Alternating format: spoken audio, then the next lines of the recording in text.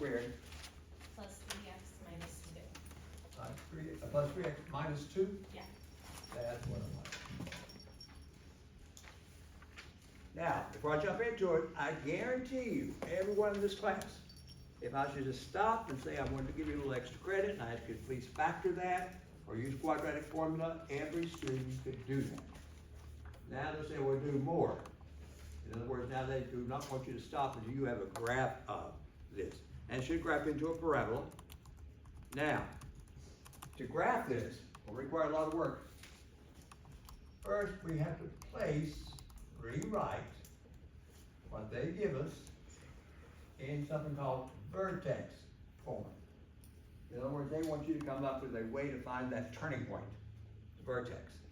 You do not, right now at this moment, you can't tell me where the turning point is. I know a little shortcut myself, I can do it. I'll show you that little shortcut later on. But right now, no.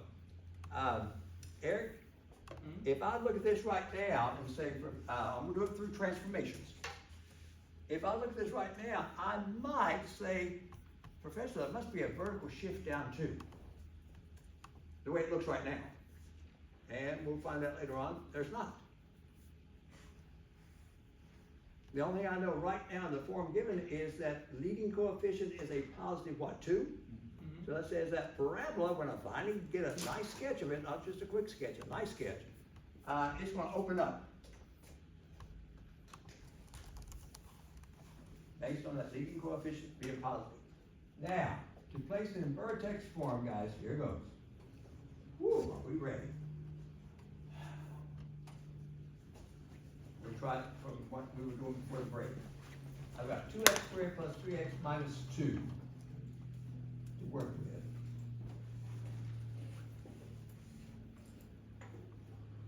Now, I would like to complete the square on this. On the side here, please do this on what they gave us.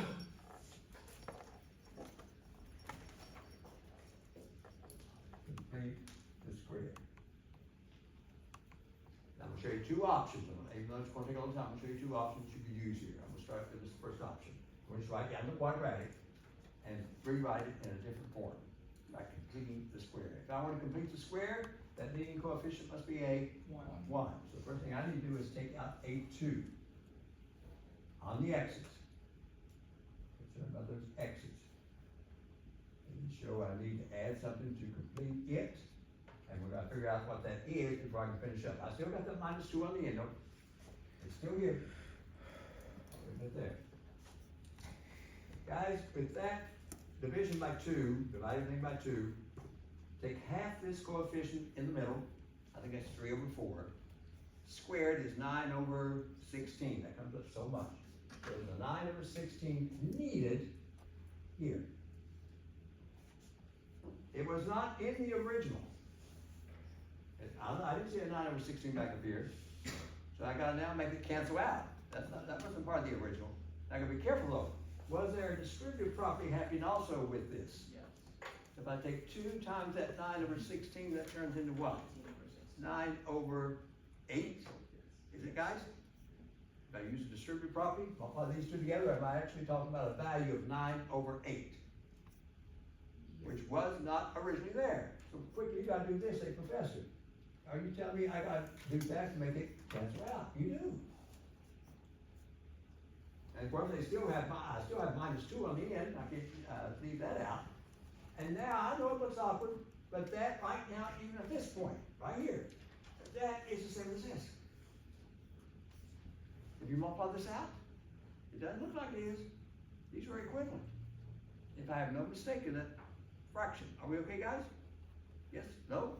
Yes. If so, they now want you now to place it or rewrite in factored form like a square here. This becomes x plus 3 over 4 squared. That's why they call it completion of the square.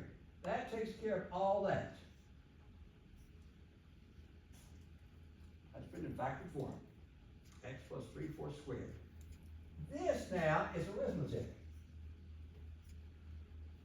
So we use a common denominator of 8. Oh boy, here we go. -9/8, I guess this right here could be changed real quickly into what? -16/8, was it? Yes. I guess. It's the same as -2. Put those two together, I'm looking at -25/8. If there's no mistake. And now my function, this function, is, we hope, equivalent to this. They look nothing alike. That's why a lot of students and everyone else is a little scared of this. They look nothing alike. And then I'll say, well, why go through this, professor? This thing was so well behaved, nice numbers of 2, 3, -2, kindergarten numbers. Then all of a sudden you do this, so it makes it ugly. You got 3/4. You got 25/8.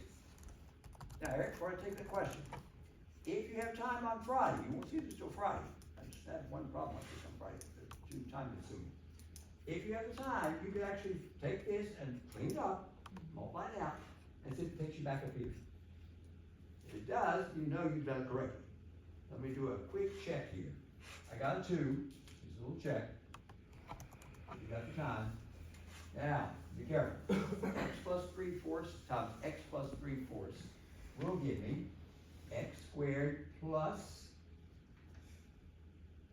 does anyone have an idea if I take x plus 3/4 times x plus 3/4 on the side? 3/2x plus 9/16. I'm here now. If you multiply this out by FOIL, or expand it out, x squared plus, you're telling me I've got 3/4 x and another 3/4 x. What is that, 6/4, 3/2, reduced down?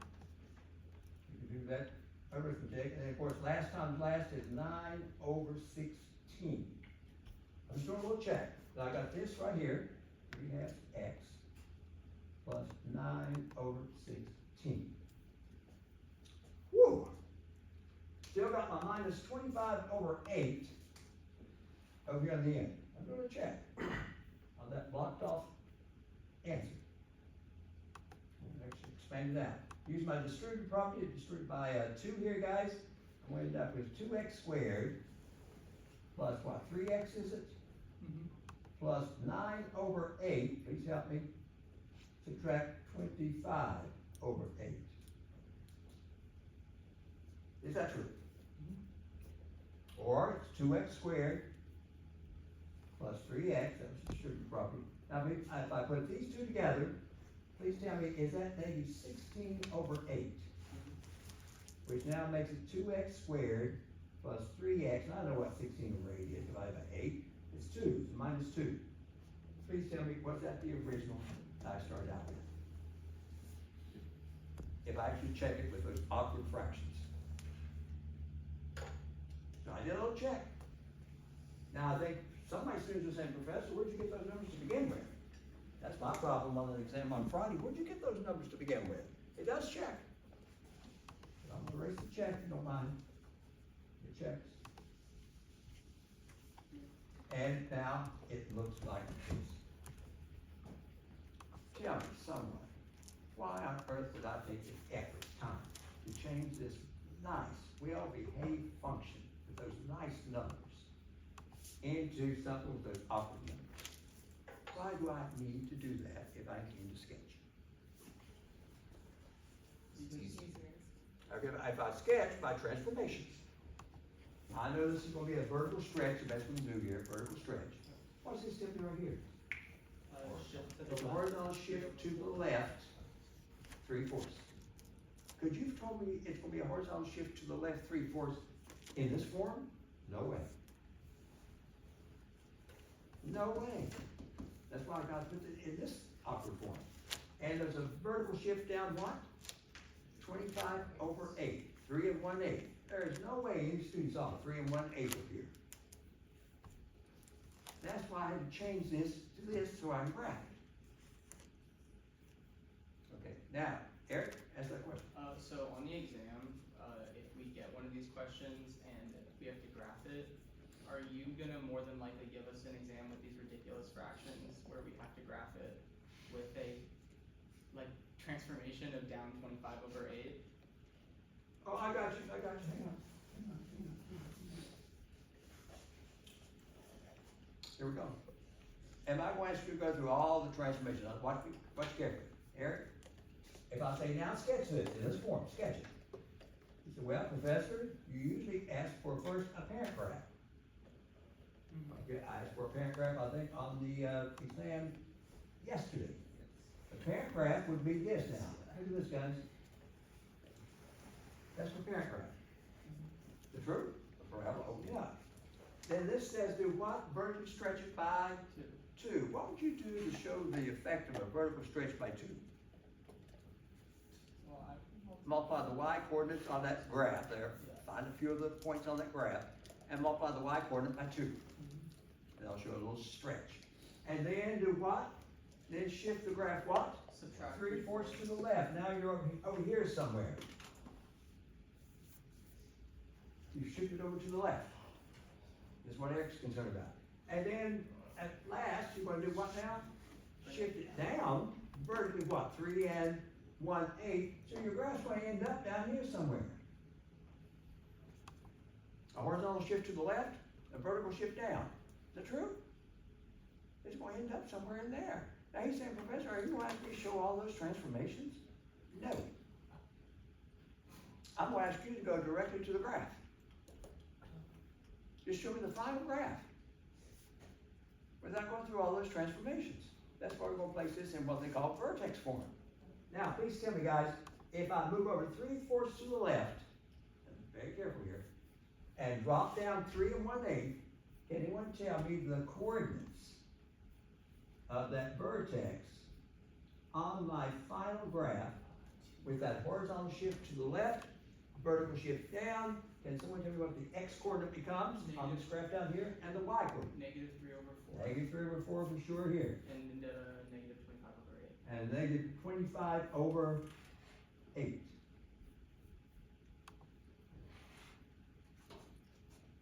That's the vertex. 3/4 to the left, down 25 over 8.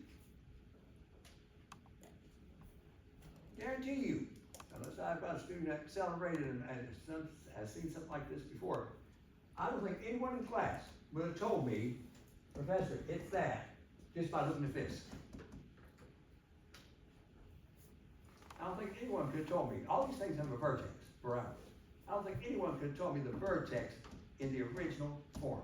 I wish you could, therefore that would save me from going through this completion of the square. That's the only reason we're doing it, to try to find the vertex. And then if you find that, you're going to graph it, and I'm done. You're finished. Now, can you tell me? Let me do a little erasing. Can you tell me, just based on this, if I would say right now, please tell me the coordinates of the vertex. Just based on this right here, how would you know to label it as we label it as negative 3/4 and negative 25 over 8? How would you know that even without looking at that little sketch? Well, Does x plus 3/4 means there's going to be a horizontal shift to the left? Wouldn't it be just like HK? HK, they call it HK in some textbooks, exactly. What would the first coordinate be? negative 3 over 4. Negative 3/4, that says you horizontally shifted to the left, so it's negative 3/4. And then the number on the end is the vertical shift up or down, in this case down, written like this, 25 over 8. Those numbers can be immediately written from this vertex form. Could not be immediately written up here. No way. It can be from the vertex form. Comes directly here. Negative 3/4, right here. And negative 25 over 8, right here. And now you've got the coordinates of the vertex. I know the turning point. Okay, now the graph itself, we're not quite finished. What do you think else do I need, you think? And we might make a nice graph, which I may have asked for on that handout. The intercepts. Can you find the x and y intercepts along with that turning point vertex? And that might be enough to graph it. You guys just try to find the x-intercept. And how does one find an x-intercept always? You replace y by, where is it? zero. So if you go back to your function, say, I gotta set my function equal to zero, the y, and you now have this, and you're now attempting to find where does this parabola, when I plot a graphic, where does it cross the x-axis? I hope it factors to find out. If not, I'll use quadratic formula. 2x, x, I think it's a plus 2, minus 1. We step back and look at it. It is. Split these up quickly. I got a 1/2, no problem. Here I'll get a -2, no problem. I like mine written as an ordered pair. There's one ordered pair, and there's the other, and therefore now you know the x-intercept. Y-intercept, a little bit easier to find for functions. Who recalls the technique or routine to find a y-intercept? You replace all the x's by 0, so you find f of 0. Now guys, please help me out. If I go back and replace all these x's by 0, the first two terms will drop out. -2. And I'm gonna put a comma here. I like it written like this. There's my y-intercept. You have enough to graph this now. I'm not gonna ask you to show every transformation. You have enough right here on the board now to get a nice little sketch of this. Guys, the sketch itself, I didn't bring my straight edge with me today. Bear with me. Let's see what this might look like.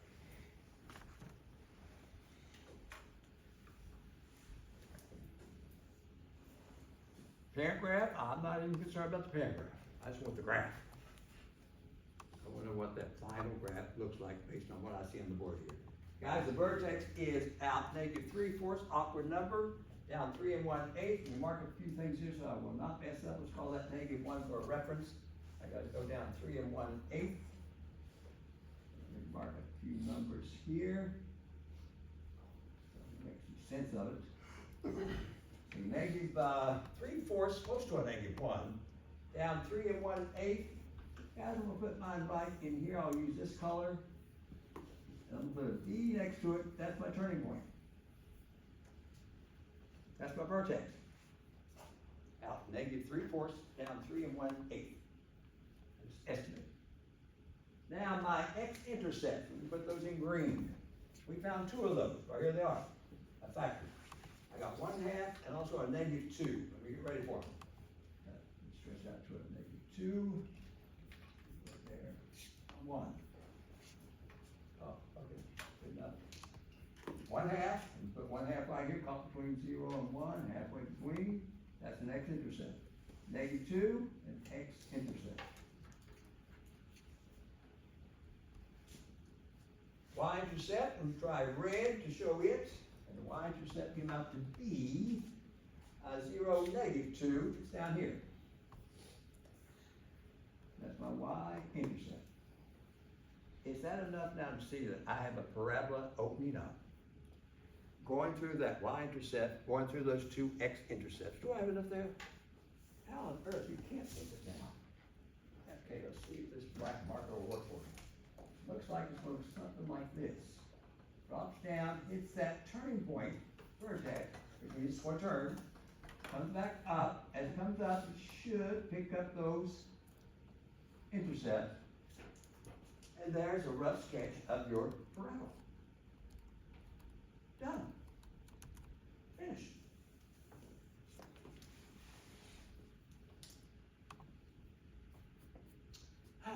What's the issue here? It's not the graph. Students will be able to graph this. It's not the graph. It's this that you need to get there. It's that completion of the square at May 30th. You guys okay with the graph? Does the graph look reasonable? Yeah. That's a turning point. I picked up my x-intercept, I picked up my y-intercept. Now, since it is a function, I'm going to ask you to please look at some responses from students here. Can anyone tell me, based on what you see here, from left to right, what would you accept as a domain? The way this graph looks from left to right on the x-axis. What extent? Is it all real numbers? Yes. Okay, so you use this R, or in integral notation, you're saying that. be careful, the range is the up and down. How far down does it drop? Negative Be 25. careful, negative 3 1/8. Is that little orange point there representing negative 3 1/8 when you drop down? So it's a negative 25/8, and then does it go up forever? Yes. It's expressed as bracket, negative 25/8, 3 1/8, through infinity. That's our range.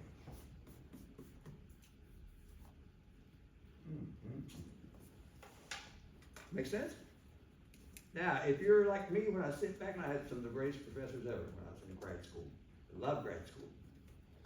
Love grad school. You guys found to get to that point, if you ever get to grad school, you get to take what you want to take. It's not like undergrad, you gotta take something with English, and something with history, and something with the foreign language and all that. No, you get to grad school, since I like math, I had a math course at 8 o'clock in the morning, I had a math course at noon, I had a math course at 2 o'clock in the afternoon. I was in heaven. Math, all day. Did I want a history class? No way. Did I want to write an essay and express my emotions? I have no emotions. I'm not expressing that. I'm not going to an English class or lit class and try to write. Horrible. Couldn't do it. Corey, I have no emotions. They say express your emotions. I said, what? Give me a quadratic. Let me get this vertex form. That's my emotion. No. So you get grad school, that's all you do, is just what you want there. Yeah. You guys, now the tough point is, right here, if you mess up here, Jonathan, if you mess up here, that's why Mike wants to check this. If you mess up here, you're gonna mess up here. And then you're gonna mess up your grade. Be very, very careful. Okay, I got the domain, range. Now, before I get to one more here, I'm loving this. I see the connection already with you guys. On this.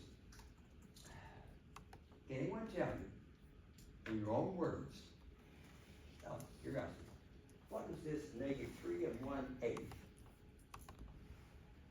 I know it's the vertex. The absolute minimum. Is it also the absolute minimum? So when you see the word minimum, I know that your textbook is called a minimum, but absolute also is a local. Now let me describe for you what that minimum means. I have probably remaining, I think I still have 26 students, which is good. Some of these classes up here are down to 10. So I got 26, I'm feeling good about this. Now, what does that mean? That minimum of negative 3 1/8? I can ask every one of my students in class, and my 2 TAs, and have Anna at her discretion choose a number, a real number, and she can put it up here. You can put it here. Replace the x's by that number, and crunch it out, and she give me an answer. Then I go down to Mr. Parks, and Mr. Park used a different number than Anna did for the x. He'll give me a different number and say, Professor, put it in, crunch it out, and he's got an answer. And I go through all the class, with my student in the back there. I don't care what number you give me, as long as it's a real number. Fraction, decimal, square root, I don't care what you give me. Put it in there, crunch it out, Professor, put it in there, crunch it out. Then I took all 26 answers up. And each one of you guys have put in a different number. Guess what I should see on my 26 answers when I look at the answers that my students gave me, where they all used a different number. Guess what I should see on the answers? Any real number of, or equal to 25, negative 25/8, or. I got to phrase another way. You're on the right track. Suppose I flip through the 26 numbers and I see someone gave me an answer of, hang on just a second. Whew, a negative 10. They said, Professor, I've replaced X by a number and I got negative 10. How can I quickly say, no, you didn't? I know you're wrong. How do I know that student who got an answer of a negative 10 of my 26 answers, I can quickly say, nope, nope. You must have done the arithmetic wrong, because you cannot get a negative 10. I don't care what number you put in for X. You cannot, guarantee you cannot get a negative 10. Tell me your own words, Leo. Why am I saying that? Because it won't fall on the line. No, something else easier. A little common sense. Outside of the range of the function. No, common sense. Oh, something else. Common sense. How do I know a student cannot get a negative 10? It's below the minimum? If you did, you did something wrong. You can't get a -10. I don't care what you put in here for x. You said, Professor, suppose I put in 20, or -4, or pi, or square root of 3. I don't care what you put in. You crunch it out, you do the crunch correctly, you will never get an answer of -10 to come out on that function. I don't care what you put in. What tells me that you can never get, and I'm just using -10 for my example, that tells you common sense that you cannot get a -10. What is it? The y coordinate of the vertex? No, easier than that, no common sense. This is all out. Is it because no matter what, the squared can't be like below? Ooh, even easier than that. It's below the minimum. You guys are trying to be too scientific. Easier than that. Can't be a negative number. I know. Well, cause even 0 minus 25/8. No. Trying to be too complicated. That's the trouble students learning math. You try to make math complicated, it's not. Okay, let me ask you this. I checked my 26 answers, and besides the -10, which I can count wrong quickly, I see a student who says, Professor, I got a -5. When I plugged in X with my number, and they chose the number. I replaced X by a number, Professor, you did, okay. What'd you get to come out after you crunched it out? -5, you're wrong. I don't want to re-crunch it for you, I know you're wrong. You cannot get a -5. Someone tell me, common sense, how do I know you can't get a -10, you can't get a -5, you can't get a -4? Because it's beyond the range. Oh, no, tell me what, close, common sense. -3. What's the lowest that graph goes? -3 1/8. Was it -3 1/8? Yes. How on earth could you go lower? Was it -3 1/8? This right here is representing -3 1/8. A student that says, Professor, I've replaced X by a number if I have choice, well good. But you get -10, you're down here. You're off the graph. You got a -5, I know immediately you're wrong. -5's off the graph. Here, suppose you crunch out a number, you say, Professor, I got an answer of 22.5. Is that possible? Yes. Yes, it's above a -3 1/8. It's on the graph. Gee, that's the lowest. That's what they mean, minimum. The minimum is -3 1/8. You can't get a -10. That's lower. So it stops right there. So we've got the domain, the range, a little discussion on that. Now, what else I need to do? Beautiful lesson. Eric, you were concerned about this the first day I met you. He's the only one who showed up at my, 11:30 session? Yeah. On day 1, even though I did not say I was gonna be there day 1 or whatever, but he was down there, I thought, go check and see if anybody showed up. Jonathan's there, right? Mhm. Jonathan was there for me. Now, he had a question like this. Now, can you tell me, and I was clever, suppose you have this quadratic, same quadratic, and I'm turning it into an inequality. And I want you to solve it, not by sign analysis like I asked on the test yesterday. I want you to solve it with the common sense on this one. Okay, so someone tell me what on earth are you gonna look at to get the answer for that 2x squared plus 3x minus 2 less than or equal to 0, same function. Here, without me going through factoring and then draw the number line and test and do the sign analysis, I don't want to do that here. Why? -2. No, you're scaring me here. I don't know whether you're tired or what. What are we looking for? I think you're getting tired. Jeez. I want to go back to my colleagues and say, oops, watch out for this group. They're coming to get math 7, you better watch out for them. Why? Why do I not need to? If you jumped in and did sign analysis and all that business, you'll get the answer I'm looking for, definitely. So why, with what you see on the board right now, Professor, is not necessary here? Can't we just Mono. replace the x's with 0? and- No. Oh, tell me again. Just replace the x's with zero. No, Is it satisfies, trying to make math complicated. does it satisfy the inequality statement? Nope, Or is it shame on you. Shame on you. Are we recording this, Mr. Park? Maybe we shouldn't record this. Park, maybe you turn off the recording. Shame on you. Here it goes. I've got a picture right on the board. That's a graph. This means, when is that graph, I've got a graph right here. When is that graph below or on zero? That's the answer to this. If I shade in, please tell me, let me shade in red so you can see it. Is this piece of the graph, is all of that below, and all you pick up on the x-axis?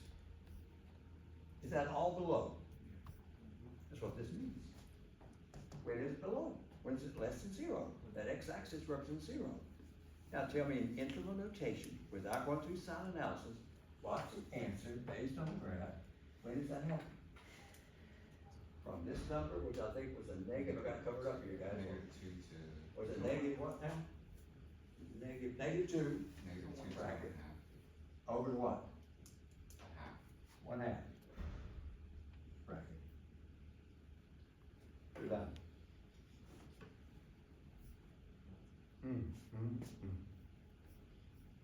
Now here's what you would do. And that's a good connection here before we close down today. This is what you would do, talking to me as a student. You would do this. Oh, professor, you mean this. You mean this. I guess you mean plus 2 here probably, yeah. Minus 1 here. And you mean, split this up, professor, find these. Find these. This is the old way to do it, like we did in this lab. Then go to a number line, professor. Place those critical numbers on the number line. They are to be darkened in. Because the equals mark up there. And then you go through and select and do sign analysis, and guess what you're gonna find works?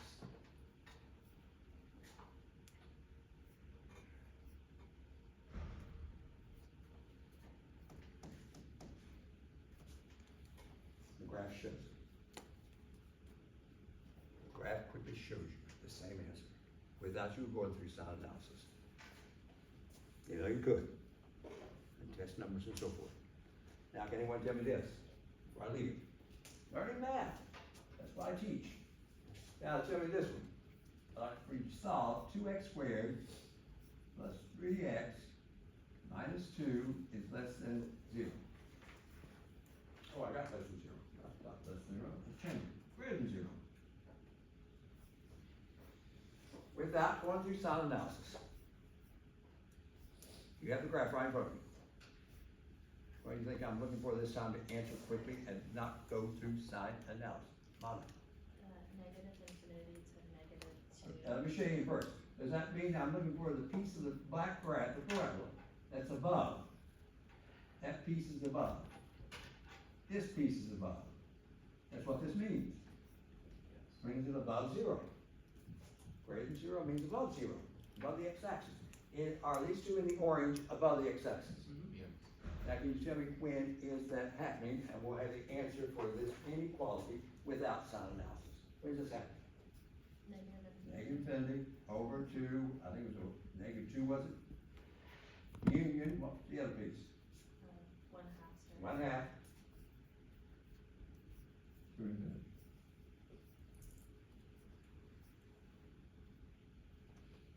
Without sign analysis. Is that making sense? A little connection there? I thought surely I gotta make the connection here for you. You could solve a quadratic. It would be nice on the exam on Friday that I go ahead and provide the graph and have the graph done for you nicely on the side. You just look at it.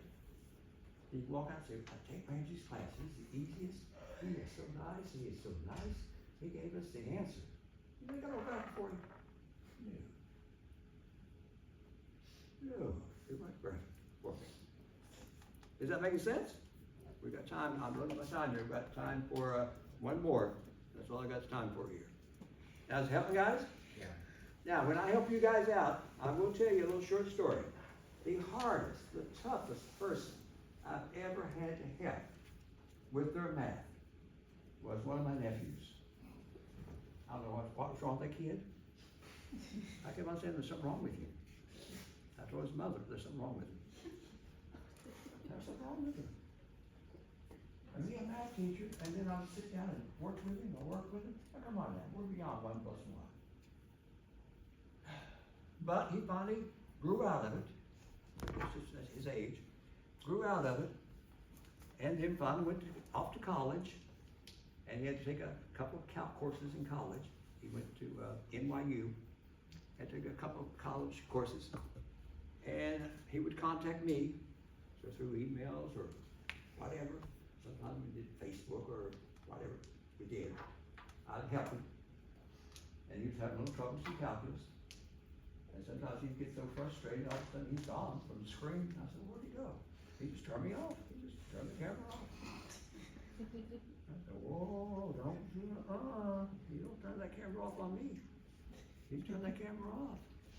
And all of a sudden, a couple of days later, here he's back on. Oh, what, could you help me with this problem? I thought, no. No. So we finally got him through calculus though. So he finally finished up at NYU. He's doing well now. But could not do math. Just couldn't do it. Guys, it makes sense? Yeah. Okay, tons of questions, domain, range, this, that, vertex, and all that business. Okay, my last one, part 2, I'll tell you more about that little short quiz, very short. Guys, we'll give you a function real quickly. Let me make this one up myself. I doubt we sketch, well, maybe we'll sketch it.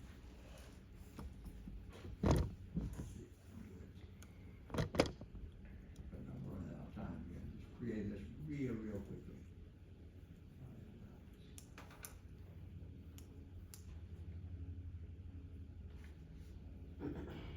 Yeah. That should, whoa, I think it'll work. Now, all I want in the little time we have here is, that is a quadratic. So there should be a parabola for it. Will the parabola open up or down? Down. So all I want to know is, where is that turning point? We know it's going to do this. I want to find this. To sort of close down today. I doubt I graph this completely right now, guys. We'll do more with this tomorrow. I want to find the vertex, the turning point. It opens down. So I want to know what is the highest point it goes. This one's going to be a maximum. The vertex turns into a max. The max one has a minimum. This is going to be a maximum. Now, can anyone tell me what must I do to finally come up with where is that maximum point located? In this case, the vertex, the turning point. What must I do? You have to complete the square. Which is the crazy part of this. Here we go, guys. We're on the side. Let me do it nicely here. Let's first, right here, take out -3. Be careful. You're in the x squared plus 1/3 x. I'll check my work here shortly. And try to complete on the x's like that. So guys, I divide these by -3. The x's. And I think you get that. I do realize there's still a -2 here on the end. No problem. Now, can anyone tell me what's required on that blank? To complete the square inside there. You take 1/2 of 1/3, 1/36. 1/36, and square it, 1/36. Which was not there to begin with, professor, you gotta get rid of it, was not there to begin with.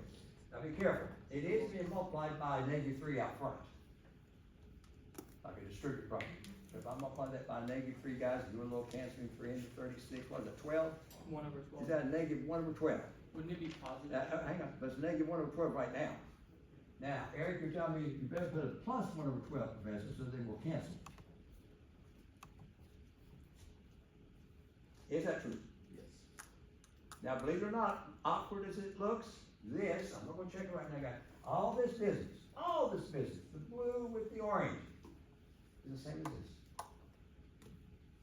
Doesn't look like it would be, it's the same. And I'm taking my work here, as I closed down today, which is beautiful day here. Now it's your factory. Jonathan, this will be a -3. If I'm correct, the inside part should be a nice perfect square. What is it?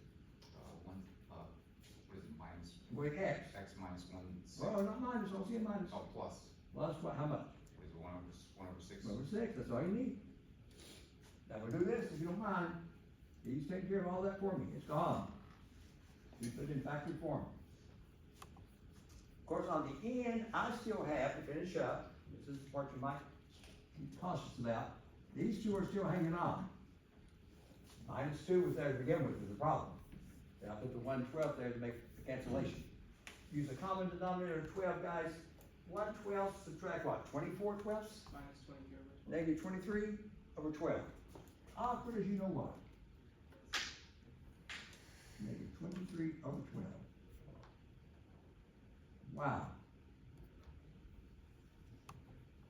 Yeah, I need to talk to you after I finish this up. I guarantee you again, I've said this so many times.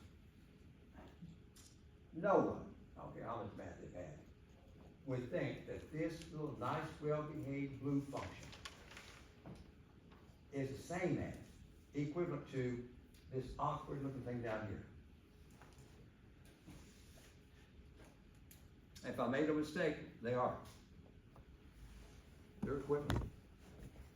Now, I'm not gonna graph this completely.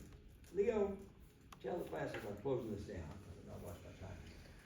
As I'm closing this down, Leo, can you tell the class, we're supposed to have a maximum on this, when it opens down, so there should be a maximum.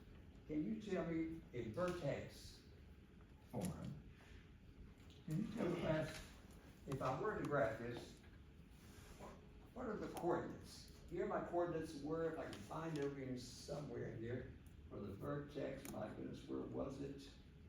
Oh, way back here. This was the coordinates of the vertex on the last one. Where are the coordinates on this one? Leo, help me. -1/6. Thank you, hanging on. So the vertex is -1/6 for the x, and -23 over 12. -23 over 12, he is absolutely perfect. That's where the vertex is gonna be located. I'm merely looking at it. If you start doing your shifts and so forth, you'll get the same numbers. Okay, that's my vertex, it's gonna open down. I'm not gonna graph it today, guys. But I know it's gonna do this.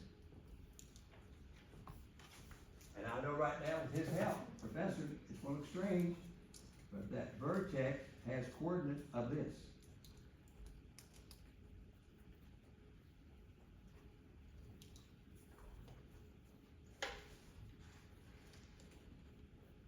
And then, of course, I'll try to find the x-intercepts and y-intercepts like I did on the last one, if I had the time here to do it, and then finish it up.